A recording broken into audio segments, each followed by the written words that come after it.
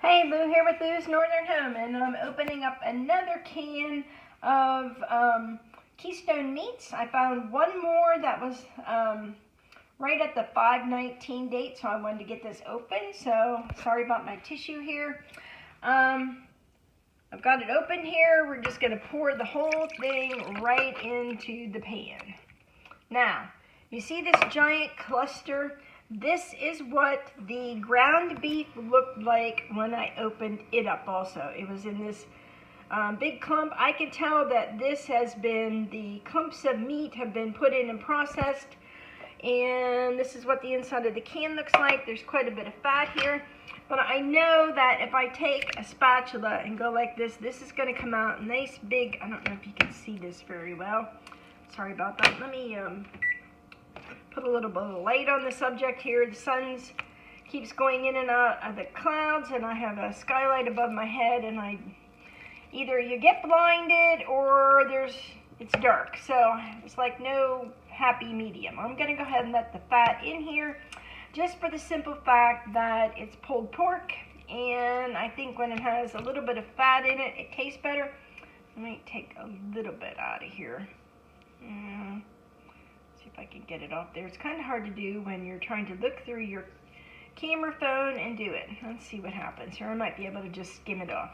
But I'm going to go ahead and turn the burner on. These are some pretty big chunks of pork that are in here, and this is basically how I can mine in a jar. But I wanted to see how this pork stood up in this can here after 5 years. This has been on my shelf, like I said, since 2014, and because they say they have a 5-year shelf life, and I just wanted to find out the quality. I'm hoping it tenders up here. Let me get my burner on. But all I'm going to do is cook this meat down, and you know, it smells like pork. It smells very good. There was no dents or anything in my can, so nothing to compromise it there.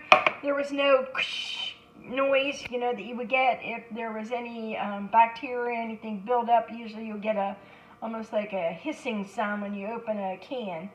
Sometimes not, but I found the majority of the time, if you have a bad can, you have a lot of sound with it.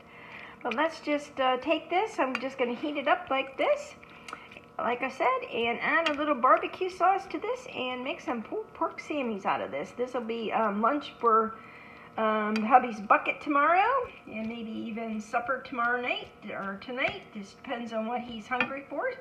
Since I opened up the can of ground beef and made that up, that is into some spaghetti sauce, and he can have either pasta or he can have the pulled pork tonight when he gets home.